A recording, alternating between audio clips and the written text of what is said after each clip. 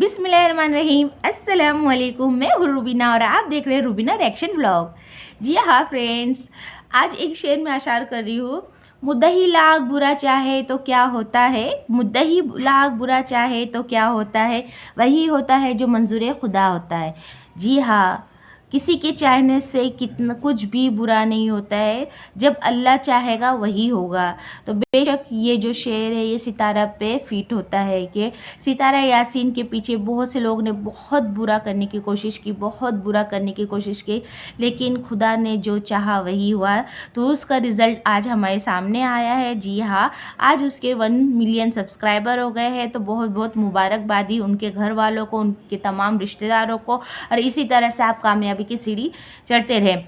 तो आज मैं इनकी थोड़ी सी जर्नी के बारे में शेयर करना चाहती हूँ जो उनकी पिछली ज़िंदगी में हो चुकी है। जी हाँ, ये है सितारा यासीन। और सितारा यासीन की ज़िंदगी इस तरह से है कि ये एक गांव की भोली भाली सी लड़की है। इनकी उम्र कुछ 14 साल की थी जब इनकी शादी हो गई थी। जब इनके अबू हयात थे तब इनका रिश्ता हो गया था, और 14 साल की ज़िंदगी में, शायद से कि 15 साल की ज़िंदगी में इनकी शादी साजिद के साथ हो गई थी। फिर कुछ दिन वो अपने गाँव पंजाब में रही, फिर उसके बाद वो कराची शिफ्ट हो गई क्योंकि साजिद का काम वही रहता था, तो वहाँ शिफ्ट हो गई। फिर उसके बाद बाल बच्चे हुए, ज़िंदगी यही गुर्बत में चलती रही। फिर वो जब ज़िंदगी गुर्बत में चलती है ना, तो फिर शोहर के भी कुछ कम पैसे और आमदनी होने की वजह से औरतों को भी कुछ काम करने की ज़रूरत होती है। इसी तरह सितारा ने भी सोची कि मैं क्यों ना अपने शोहर के लिए और शोहर के काम में हाथ बटाऊँ और मैं भी कुछ काम करूँ। तो काम में वो ये इस तरह थे कि वो पार्लर ज्वाइन कर लिया और वहाँ काम सीखती गई, करती गई। फिर उसके बाद आयत हुई, तो आयत बहुत ही छोटी बच्ची थी, तो फिर वो घर ही में रुक गए और फिर उन्होंने वहाँ काम छोड़ दिया। लेकिन पैसे की चाहत हर किसी को रहती, ज़रूरत होती है, फिर अब क्या करें। तो ये जब बच्चे के पास मोबाइल रहता था, तो जैसे ही मुस्तफ़ा मोबाइल देखता था तो इंडियन यूट्यूबर की बहुत सी व्लॉगिंग देखता था, तो उसने अपनी माँ को सजेस्ट किया कि मम्मी आप भी व्लॉग बनाएं। तो जाहिर सी बात हर किसी को अनकंफर्टेबल होता है कि हम कैसे कर सकते, क्या करते, लेकिन सितारा ने ये सब सीख के देखिए कि चलो मैं भी शुरू करूँ। तो उसने सबसे पहले अपना ब्लॉग ब्यूटी पार्लर से शुरू किया कि स्किन पे क्या अप्लाई करें, मेकअप किस तरह से करें। फिर सडनली अचानक से उसकी ज़िंदगी में एक भूचाल आता है। वो भूचाल ये था कि साजिद ने निकाह कर लिया था। और ये बात खुद साजिद ने कन्विंस किया था कि मैंने निकाह कर लिया हूँ कौसर से और अब कौसर को लाना चाहता हूँ। तो ये तो बात सुन के उसकी पैरों तले ही ज़मीन खिसक गई। और ये उसी वक्त था जब इन्होंने नया नया चैनल शुरू किया था। फिर अब अपनी गमी का इजहार किस तरह से करे, और हमेशा वो रोती रहती थी, चिखती रहती थी, चिल्लाती रहती थी, अपनी हालत का बेहाल की थी। तो उस वक्त क्या वो मेकअप बताती। फिर उसने अपनी जो लाइफ थी, पर्सनल लाइफ, वो उसने शेयर की यूट्यूब से। वहाँ से फिर उसका चैनल ग्रो होने लगा। फिर साजिद को उसने शादी करने की इजाज़त दे दी, यानी कि निकाह हो जाने के बाद फिर जो फंक्शन रहते उसके लिए उसने इजाज़त दे दी। फंक्शन हो गए, फिर साजिद भी फिर थोड़े बैकअप हो गए, यानी कि सितारा को उन्होंने अनदेखा करने लगे और फिर नई नवेली दुल्हन के साथ वो रहने लगे। फिर बहुत से वाद विवाद होते गए, बहुत से इल्ज़ामात लगते गए, फिर बहुत सी ये बातें होने लगी, ट्रोल होने लगा। क्या है ये सब साजिद ये व्यू बढ़ाने के लिए कर रहा है और ये सब छा रहे, नकली शादी ये वो। क्योंकि सितारा ने जब एक्सपोज की अपने शौहर की शादी, तो फिर सारे लोग और भी कुछ बोलने लगे कि नहीं ये सब चाल है, ऐसा है। यानी इस तरह भी सितारा के हेटर थे, लेकिन सपोर्टर भी थे। फिर वहाँ नहीं ये हुआ कि वाकई में उसकी शादी हो गई। फिर उसके बाद सितारा ने बहुत से दुख झेले ये फिर, लेकिन इसमें उसके साथ देने वाले दिलबर अकबर और उसके कुछ चाहने वाले भी थे उसके रिश्ता, तो उसे तसल्ली तशवीर दी और वो धीरे धीरे सेट होते गई। फिर वो अपनी जर्नी शुरू करी। फिर वापस उसकी चैनल ग्रो होने लगा, फिर वहाँ से इनकम शुरू होने लगी। इस तरह से फिर वो सेट हो गई। लेकिन शौहर की शादी और शौहर का इग्नोर पर सितारा को कुछ बर्दाश्त नहीं हुआ और वो अपनी जर्नी शेयर करती ही जाती थी और ये नहायत अफसोस के साथ वो अपने वीडियो बनाती थी। खैर चलो, उसकी वीडियो तो बहुत सक्सेस हुआ और फिर उसकी इनकम भी शुरू हो गई। इस दौरान फिर सितारा की इनकम इतनी हो गई कि वो अपनी माँ के पास जाना चाहती थी और उम्रा करना चाहती थी। फिर उसकी बहन ने भी उसे बुलाया, तो उस वक्त उसकी बहन का भी कुछ मसला चल रहा था और उसकी भी चैनल बंद हो गई थी। फिर वो भी दुखी थी और उसकी माँ से भी वो सितारा मिलना चाहती थी और सितारा भी दुखी थी। तो फिर ये लोग ने सोचे कि चलिए सब तीनों एक जगह जमा हो जाए।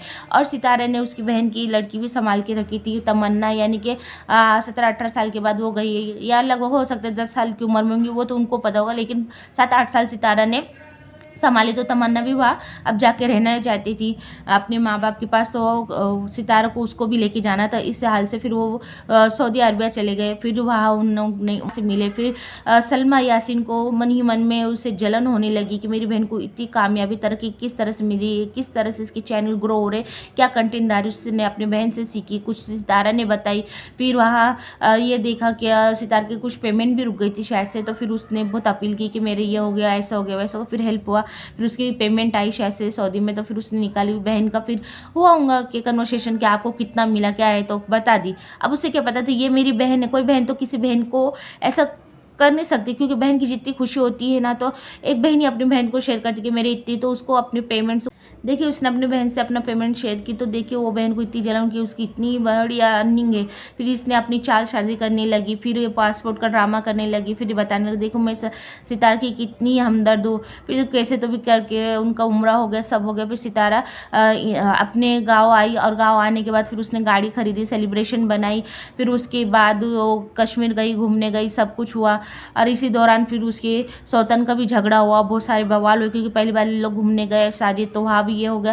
न्याय बात है, सौतन को भी तो होगा ना जलन। फिर वहाँ भी कंट्रोवर्सी शुरू हो गई। फिर बीच में हीरा भी आ गई, हीरा से भी कंट्रोवर्सी हो गई। इस तरह से बहुत से सितारा पे इल्ज़ामात लगाए गए। फिर उसके बाद सबसे बड़ा इल्ज़ाम उनकी खुद की बहन ने लगाई कि सितारा यासीन का जो चक्कर था वो मेरे शौहर के साथ था, वो मेरा घर उजाड़ दी। तो जब ये बात सितारा तक पहुँची तो सदमे में चली गई। उसने अपने आईब्रो शेविंग की, बाल काट दी कि इतने, मतलब मैं क्या सोच के गई थी और क्या अपने साथ लेके आई, एक बेइज्जती, एक जिल्लत, और वो भी इतना गंदा कि पूछो नहीं। फिर 2-3 दिन वो डिप्रेशन में चली गई। उसके बाद वो अपना वीडियो नहीं बनाती थी। फिर यहाँ उनकी माँ वीडियो पे उनको तसल्ली देती थी। फिर साजिद ने भी तसल्ली दी। फिर फारूक भाई भी आए, उसके साथ बने रहे। फिर वो धीरे धीरे थोड़ी स्टेबल हुई। फिर उसने वीडियो बनाई कि देखिए मैं सबका काला चिट्ठा जानती हूँ, किसका क्या था मैं सब बता दूँ। जिस तरह से मुझे तुमने नंगा किया ना, तो तुम ना चाहो कि तुम हो जाओ।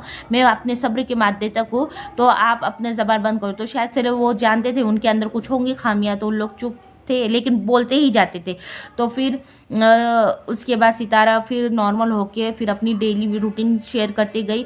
और फिर सलमा यासीन ने जो उसके बड़े बड़े सपोर्टर थे उनको भी कांटेक्ट कर रही, और उसके खिलाफ उनको हेटर तैयार कर दी। फिर वो सितारा यासीन के हेटर भी बन गए। इसी मामला होते गए और अप्स एंड डाउन्स आते गए आते गए आते गए। फिर बहरहाल आज सच्चाई की जीत हुई। आज सितारा अपने मकाम पे है। और जो सलमा यासीन ने चाल चली थी वो चाल आधे ही रुक गई। कि पता चला कि झूठ की तो कोई बुनियाद नहीं होती है, कि ना सर होता है ना पाँव होता है। वो कहाँ से कोई प्रूफ लाएंगी। तो उसने ये आके और अपने ये कन्वर्सेशन बंद कर दी। वो तो बहुत ही इसमें आए थे, रोज़े रसूल पे भी जाके कलाम पाक उठाई कि मैं कुछ झूठ नहीं बोल रही हूँ। फिर उसके बाद उन्होंने अपना मास्क भी उठा दिया, ये कर दिया, ताकि फिर उस वजह से वो सिंपैथी की वजह से उनके भी मिलियन व्यूज़ आते थे। वो भी सोचे कि हो, लेकिन किस पे तोहमत लगा कि आप आगे बढ़ना, अस्तगफुरुल्लाह, ये कोई ज़ेबा नहीं देता। और आप मदीने शहर में बैठी हो और आप आका के दरबार पर बैठ के इतना बड़ा इल्ज़ाम लगाती हो। हमारा इस्लाम क्या कहता है कि अगर आप किसी के बारे में भी जानते हो तो उस पर पर्दा डाले। तो आप तो पर्दा ना डाल के भी पर्दा उठा रही थी, तो ये दुनिया ने जान ली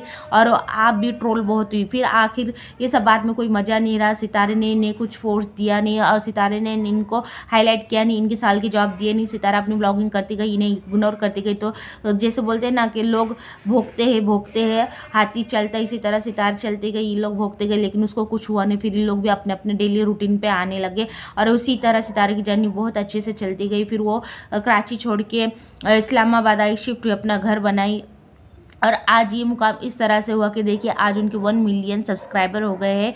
तो इसी तरह लोगों की ज़िंदगी है। आप सच्चाई पे रहिए, आप ईमानदारी से रहिए, आपका जो नेचर है वो आप अपना नेचर बताइए, लोग ज़रूर आपका साथ देंगे।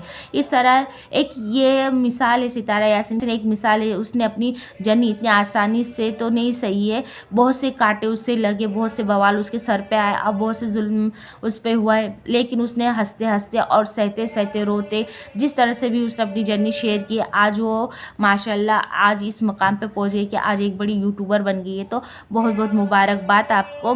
तो नाज़रीन, आपको मेरा वीडियो किस तरह से लगा? अगर आपको मेरी वीडियो अच्छी लगे तो प्लीज़ आप मेरी वीडियो को लाइक कीजिए, शेयर कीजिए और सब्सक्राइब कीजिए। Thank you.